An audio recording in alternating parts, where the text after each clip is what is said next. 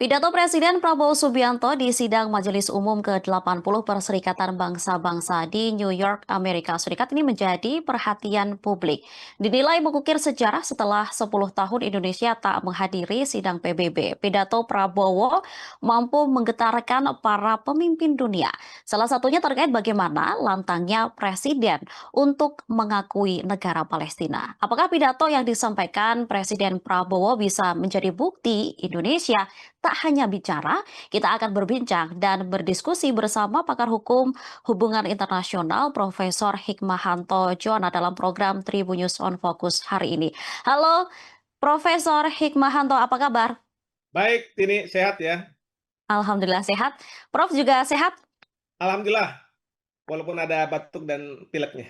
Oke, baik. Ini Prof seperti pembukaan saya tadi, ini saya ingin bertanya terlebih dahulu, apakah pidato Presiden Prabowo di sidang PBB kemarin ini sesuai dengan ekspektasi dari Prof Hikmahanto sendiri begitu?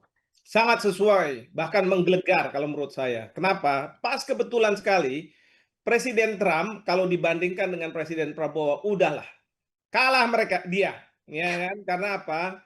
Karena tadinya saya khawatir juga karena Presiden Prabowo didudukkan di nomor 3 setelah Presiden Trump. Saya khawatir kalau Presiden Trump menggelegar, lalu kemudian juga memberikan harapan-harapan kepada dunia. Ternyata pidatonya selain memakan waktu yang sangat panjang, justru menjelekkan negara-negara, bahkan menjelekkan presiden sebelum Presiden Trump dan lain sebagainya. Dan ini sangat kontras dengan Indonesia yang disampaikan oleh Presiden Prabowo. Hmm. Presiden Prabowo tidak menyebut misalnya negara, walaupun beliau mengecam tindakan yang dilakukan oleh Israel dianggap sebagai human catastrophe, tapi beliau tidak menyebut nama Israel di situ. Tapi orang sudah tahu bahwa itu Israel, tapi kalau Presiden Trump kan menyebut nama itu. Lalu kemudian beliau sangat punctual sesuai dengan waktunya, paling sedikit menambah gitu ya, tapi semuanya sudah pas dan setelah ada pidato dari Presiden Prabowo, negara-negara itu pada tepuk tangan dan alasannya kenapa tahu? Alasannya karena Trump mengatakan bahwa PBB itu nggak dibutuhkan. Yang namanya climate change itu adalah hoax, bohong gitu. Dan kemudian dia minta supaya negara-negara di Eropa memperketat keimigrasian sehingga tidak mendapat negara-negara warga dari negara-negara ya tentu kita tahulah dari Timur Tengah, ya kan? Nah, tapi kan kalau Pak Prabowo mengatakan di awal bahwa kita manusia setara dan kami ini pernah dijajah yang membuat kami tidak setara. Itu merujuk pada apa yang terjadi di Palestina sekarang. Ya kan dijajah. Bahkan beliau mengatakan kami ini disetarakan dengan anjing. Karena pada waktu itu memang ketika kita mau masuk kolam renang di Cikini katanya anjing dilarang masuk. Nah, pribumi pun dilarang masuk. Berarti kan kita setara dengan anjing itu. Itu pesan yang sangat kuat, gitu ya. Lalu kedua, Presiden Prabowo bicara pentingnya UN, ya bahwa UN itu adalah tempat di mana kita bisa membicarakan berbagai masalah dunia, ya multilateralisme. Tidak seperti Trump meremehkan UN. Belum lagi beliau mengatakan bahwa yang namanya climate change itu benar ada. Nah, buktinya apa? Buktinya di Jakarta itu setiap tahun 5 senti naik. Dan kita sekarang di Indonesia membuat seawall ya untuk mencegah hal tersebut. Bahkan beliau mengatakan bahwa soal Palestina ya, kalau Trump bilang ini negara-negara barat, Prancis mungkin Spanyol dan lain sebagainya, itu Hamas diberi hadiah. Padahal Hamas itu menyandera, membunuh, tapi dia diberi hadiah apa? Diberi hadiah pengakuan terhadap Palestina. Nah, ini kan salah kaprah. Ya, ini yang kita bela itu bukan Hamasnya, yang kita bela adalah rakyat Palestina dan dunia tahu itu. Jadi Presiden Prabowo justru mengatakan sebaliknya bahwa Palestina itu harus diakui. Bahkan beliau tahu bahwa Israel ingin sekali membuat hubungan diplomatik dengan Indonesia, mendapat pengakuan dari Indonesia sebagai sebuah negara.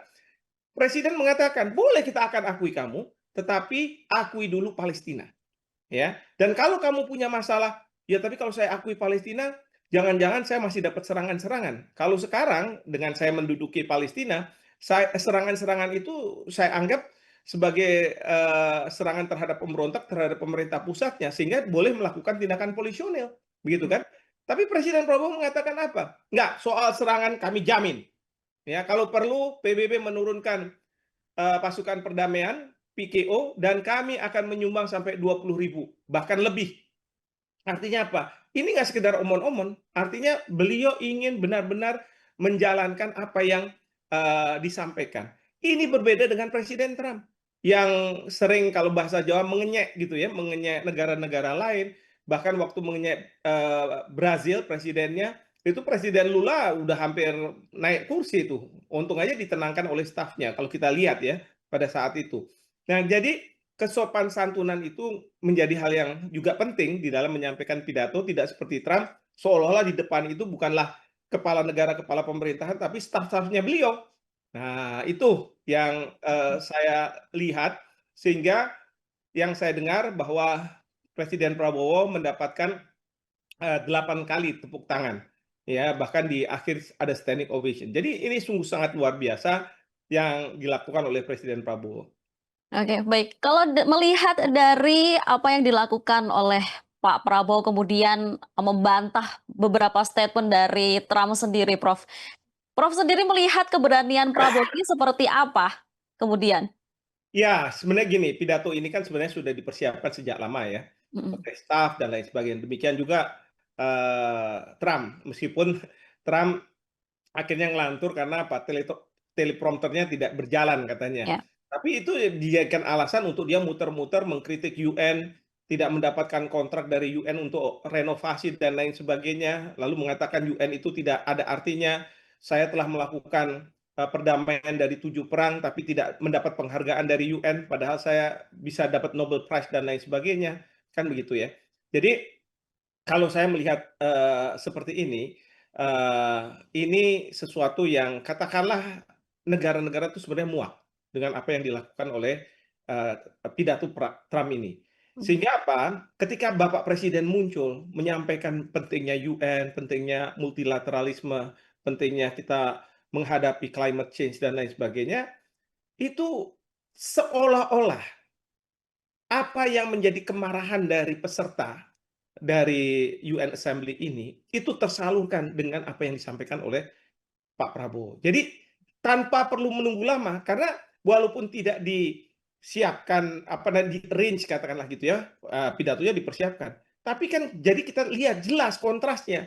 Yang satu, tidak kontra terhadap kehadiran UN, yang satunya pro terhadap UN. Jadi kayak dalam kalau saya melihat debat mahasiswa itu ya, pro dan kontranya itu terlihat, kontrasnya itu terlihat, ya, dan banyak negara yang merasa mereka terselamatkan dengan apa yang disampaikan oleh Bapak Presiden. Dan maka tidak heran kalau Bapak Presiden mendapatkan apresiasi, termasuk juga oleh Trump ya.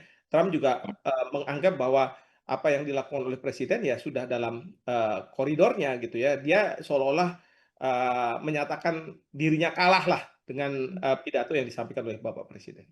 Iya, ini tadi Menlu juga mengatakan bahwa setelah, Pak Prabowo selesai berpidato begitu, beliau langsung mendapatkan banyak sekali pesan dari Menlu, kemudian dari pemimpin dunia lainnya yang memberikan apresiasi kemudian untuk Pak Prabowo atas apa yang dikatakan di pidato kemarin begitu ya, Prof.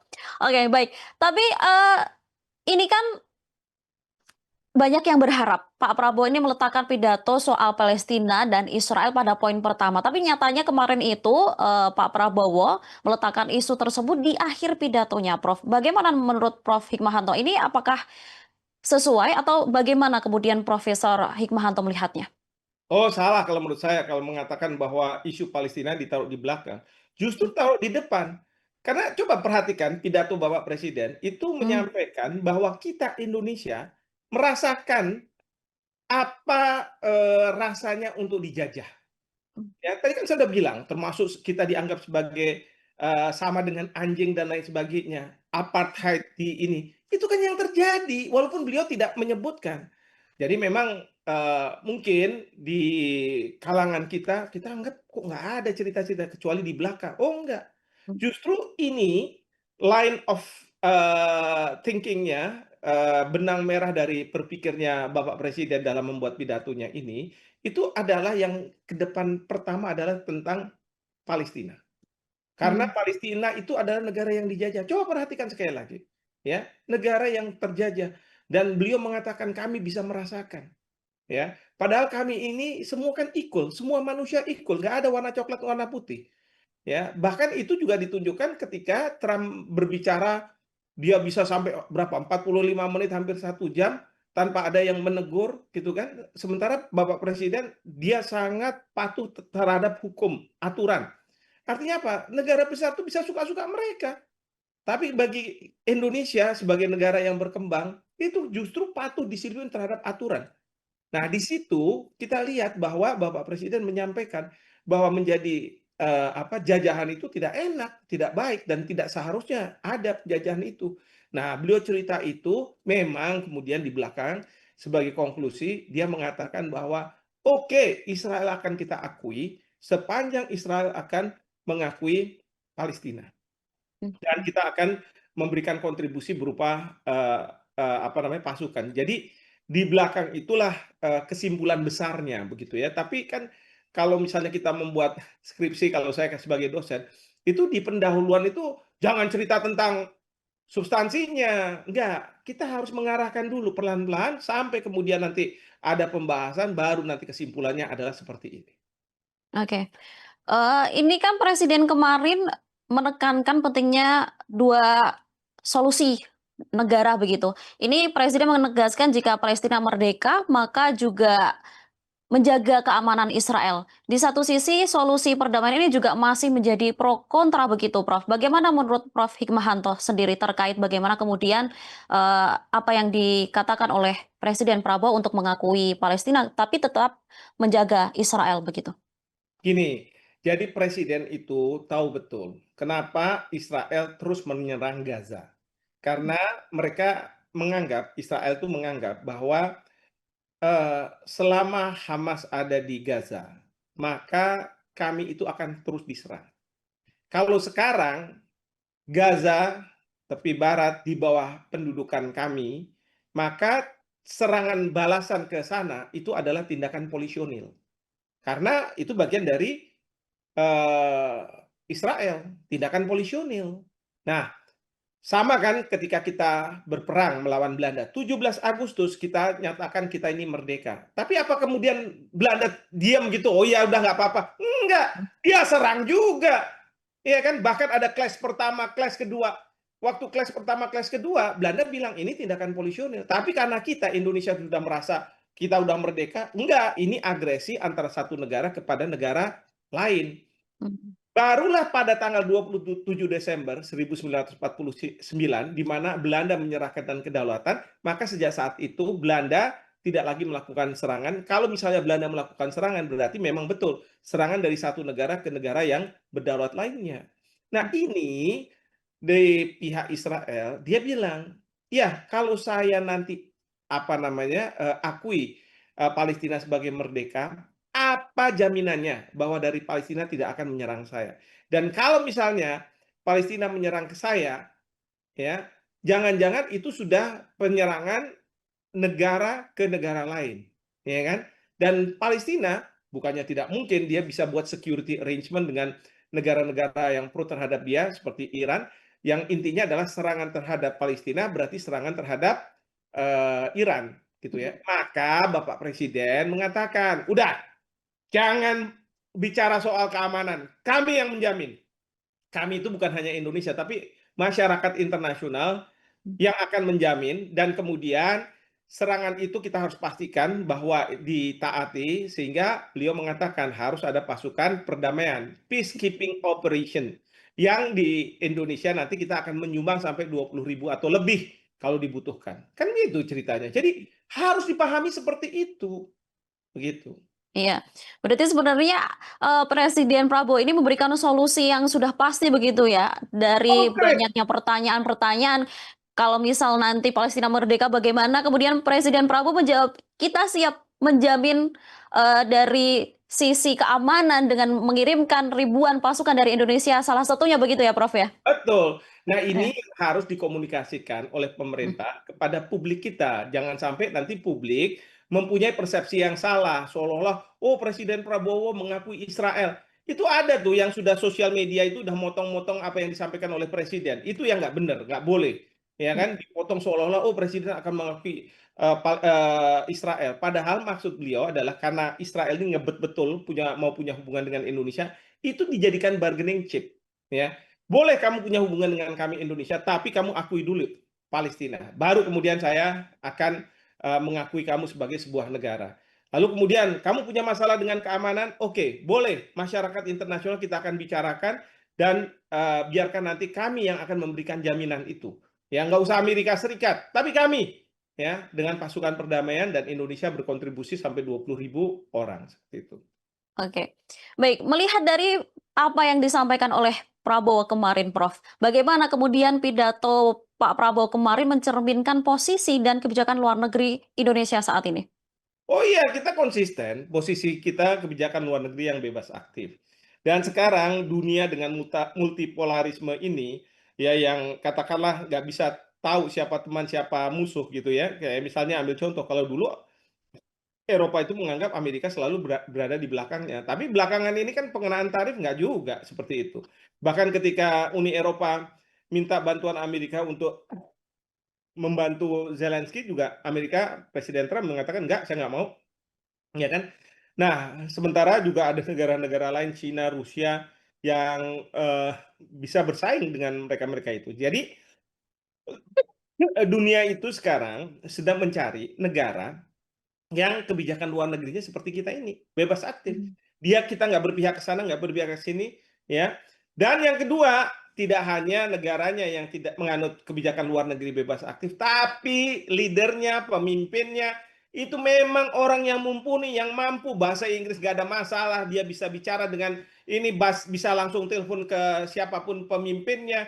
Kalau Mhm. perlu terbang ya dia terbang, seperti kemarin pergi ke Qatar untuk menenangkan Qatar, pergi ke Cina untuk menghadiri 2, 3, 4 jam, balik lagi. Nah, yang bisa melakukan shuttle diplomacy. Nah, itu yang dilihat pada diri Pak Prabowo. Sudah negaranya bebas aktif, leadernya punya kualitas, punya kualifikasi, maka inilah yang dicari gitu.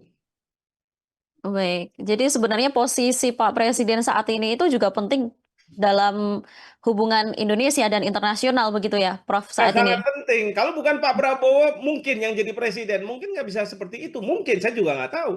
Ya kan? Iya, tapi apakah ada strategi diplomasi khusus gitu yang terlihat dalam cara Prabowo menyampaikan pidatonya di forum internasional sebesar PBB kemarin, Prof? Karena kita lihat nih beberapa kali dari Pak Prabowo kemarin juga sempat menggebrak meja beberapa kali begitu sampai akhirnya Trump juga memuji begitu. Ini bagaimana kalau melihatnya? Apakah ada strategi diplomasi khusus begitu yang terlihat dari caranya Prabowo begitu? Sebenarnya sih enggak ya, segala sesuatu Hmm, natural menurut saya. Dan kalau kita lihat, Bapak Presiden kalau pidato, itu kan beliau memang bersemangat, di Indonesia aja bersemangat gitu kan. ya. Kalau mungkin dikasih kopi bisa lebih panjang lagi kali pidatonya, untung nggak dikasih kopi gitu kan. Tapi kan beliau bersemangat, satu, berapi-api. Kedua, kalau beliau mau menekankan, itu dia, apa namanya, mengetuk-ngetuk, podium. Dan memang mikrofon dari UN itu mungkin sensitif, sehingga kelihatannya kayak, wah menggebrak-gebrak. Tapi ada bagusnya juga, alhamdulillah. Jadi seolah-olah ini orang Indonesia ini, ya walaupun kita warnanya coklat gitu, tapi kita berani bicara di depan semua negara, mau kulit putih, mau kulit hitam, mau kulit apa, tidak ada inferioritas. Itu kan bagus. Nggak ada misalnya nunduk-nunduk, bahasanya kemana-kemana, nggak jelas gitu kan, enggak. Yang ditunjukkan oleh Bapak Prabowo itu adalah kualitas. Dan itu kualitas yang sudah dilakukan beliau, ya selama beliau mungkin sejak di masa kedinasan tentara, kemudian berapa 2 kali tidak jadi presiden, karena beliau dari waktu ke waktu ya kan harus berpidato, harus bisa meyakinkan orang. Dan ini yang ditunjukkan kualitas itu di dalam negeri tidak beda dengan di luar negeri. Kadang-kadang ada pemimpin yang dalam negeri kelihatannya hebat banget dia bicara dan lain sebagainya, tapi ketika di luar negeri enggak, ya. Tapi kira-kira sama sama Bung Karno. Kalau Bung Karno itu kan dalam bahasa Inggris, bahasa Inggrisnya clear dan lain sebagainya, ya. Mungkin kelebihan dari Bung Karno, beliau bisa secara langsung bicara, ya. Mungkin Bapak Presiden Pak Prabowo seperti Donald Trump dan yang lainnya menggunakan teleprompter, jadi kelihatannya tidak membaca, tapi sebenarnya membaca itu kan dari depannya itu. Iya ya. Kemarin juga tampak menggebu-gebu dan bersemangat sampai, sang anak terlihat terharu begitu, menyaksikan bagaimana kemudian pidato Pak Prabowo. Oke, apa Iyalah, jangankan anak, anak bangsa terharu semua. iya iya, apalagi ini, kemarin adalah, Pak Prabowo ini digadang-gadang mencetak sejarah baru karena 10 tahun kemarin, presiden yang sebelumnya tidak hadir begitu ya. Kemudian hari ini, membuat pidato di PBB kemudian membuat gebrakan begitu ya, Prof? Ya. Ya kan setiap presiden punya ininya sendiri-sendiri ya, Ya, stressing-nya. Ya, mhm mungkin Pak Jokowi kalau misalnya nggak keluar itu karena mau fokus ke dalam negeri, ya mhm kan? Sementara Pak Prabowo kan memang sejak awal beliau punya passion untuk masalah-masalah internasional, geopolitik dan lain sebagainya. Kalau zaman Pak Jokowi mungkin Ibu Retno terlihat sekali, wah ini Menteri Luar Negeri hebat.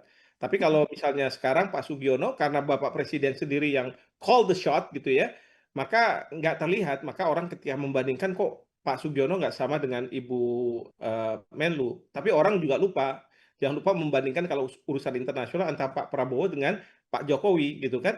Jadi memang eh, Presiden dengan Menlunya ini harus ada keseimbangan lah kalau menurut saya ya. Kalau presidennya mau konsentrasi ke dalam negeri, Menlunya harus kuat di luar negeri. Tapi kalau misalnya presidennya mau kuat di luar negeri, Menlunya ya ngurusi masalah yang ada di dalam di internal Kementerian Luar Negeri, bahkan juga harus bisa menerjemahkan apa yang disampaikan oleh Bapak Presiden di pidato itu ke dalam hal-hal yang konkret. Misalnya segera menghubungi perwakilan-perwakilan kita di seluruh dunia untuk coba kira-kira apa yang bisa dilakukan oleh negara setempat dalam rangka Palestina ini merdeka, ya, seperti ini dan lain sebagainya. Itu harus cepat dilakukan seperti mhm. itu. Oke. Prof, ini, kemarin kan Pak Prabowo juga mengkritik soal reformasi PBB, kemudian hak veto juga dikritik begitu. Apa dampak seruan dari reformasi PBB dan kritik terhadap hak veto yang kemudian disampaikan Prabowo bagi dinamika Dewan Keamanan, Prof? Ya, ini kalau kritik terkait dengan tata kelola dari PBB ya ini harus ya dilakukan tiap kali ya, walaupun Mhm belum tentu berhasil. Kenapa saya katakan tidak berhasil? Karena kalaupun ada proposal, ada draft yang sudah disiapkan untuk disetujui, itu harus lewat Dewan Keamanan PBB dan 5 negara yang mempunyai senjata nuklir punya hak veto itu harus mhm. setuju semua dan saya yakin 5 negara ini tidak mau setuju. Tapi ya kita harus terus berupaya. Kita ingin bahwa suatu hari nanti ada presiden dari 5 negara ini yang berpikiran, "Iya ya, memang sudah waktunya bukan kita lagi yang harus menentukan ya, dunia ke depannya dalam hal perdamaian dan keamanan, tetapi harus kita share ke yang lain-lainnya, seperti itu. Tapi kalau Oke. dibawa Presiden Trump nggak mungkin lah. Akan terus berpihak ke Israel begitu ya, Prof? Ya, Kalau selain dilihat? berpihak kepada Israel dan dia nggak mau hak vetonya dihilangkan, ya Mmm, menambah lagi juga beliau juga tidak mau. Ya karena beliau inginnya bahwa, Amerika harus menjadi leader, ya. Pada waktu pengenaan tarif itu kan kita tahu, Trump kan kemarin bilang semua negara datang, termasuk Indonesia juga dia sebut, ya untuk negosiasi gitu ya. mhm. Tapi itu mau menunjukkan bahwa I am the boss, kalau saya bilang kayak begini semua harus datang, iya kan? Nah. Oke. Prof, ini terakhir sebelum kita tutup diskusi kita hari ini, menurut Profesor Hikmahanto sendiri, apa tindak lanjut diplomasi yang kemudian harus dilakukan Indonesia setelah pidato ini agar pesannya tidak hanya berhenti di forum PBB, Prof? Baik, sekarang ini kan sudah ada KTT terkait dengan Palestina yang diselenggarakan sehari sebelum sidang Majelis Umum PBB dan di situ diinisiasi oleh Prancis dan Arab Saudi. Nah, ini kita harus terus berkoordinasi dengan mereka ya. Karena bedanya dengan yang dulu-dulu, two state solution itu dimunculkan mungkin dari negara-negara yang berpenduduk Islam, negara-negara Arab gitu ya, tapi tidak negara-negara Eropa. Nah, sekarang negara-negara Eropa mau untuk mengakui Palestina. Nah, Mmm, tapi kita harus berkoordinasi jalan apa yang baik dan ini menjadi daya tekan kepada Israel dan kepada Amerika Serikat. Dan yang saya dengar sebenarnya Presiden Trump juga sudah mau menerima two state solution ini. Nah, tinggal bagaimana arrangement-nya. Karena dari pihak Trump kelihatannya tidak mau kalau ada keterlibatan dari Hamas. Lalu dari pihak Trump ingin supaya sandera itu dibebaskan. Nah, ini komunikasi bagaimana membebaskan, bagaimana apa namanya, tidak ada keterlibatan di Trump, mungkin ini porsi dari Indonesia yang kita harus menyampaikan juga kepada Hamas misalnya gitu ya. Kalau Fatah kan memang mereka sih tidak ada masalah, begitu. Nah, Ya. tentu juga bicara dengan Iran dan lain sebagainya. Jadi, pekerjaan rumah mana yang, dibebankan kepada misalnya Indonesia, mana yang dibebankan kepada Prancis, jadi jangan berpikir kita cuman sendirian, tidak. Ini udah semua negara ini harus melakukan sesuatu. Oke, baik. Jadi Indonesia harus bersatu padu dengan Eropa yang kemudian kemarin juga sudah beberapa negara mengakui seperti ada Inggris begitu ya, Prof, ya? Betul betul Kemudian sekali. iya. Oke, baik. Terima kasih Prof. Hikmahanto atas diskusi hari ini. Kemudian kita nantikan bagaimana hasilnya nanti ke depannya, apakah akhirnya nanti Presiden Amerika Serikat Donald Trump ini akan luluh begitu dari hasil PBB kemarin, begitu ya Prof ya. Kemudian akhirnya Palestina diakui kemerdekaannya oleh negara-negara besar di dunia begitu. Sekali lagi terima kasih Prof. Sampai Terima jumpa kasih, di Tini. lain kesempatan. Sehat selalu. Demikian diskusi saya bersama pakar hukum hubungan internasional Profesor Hikmahanto Juwana. Saksikan obrolan saya bersama sejumlah narasumber lainnya di program Tribun News on Focus. Saya Tini Afsin mewakili kru yang bertugas pamit undur diri. Terima kasih dan sampai jumpa. Download Tribun X sekarang. Menghadirkan lokal menjadi Indonesia.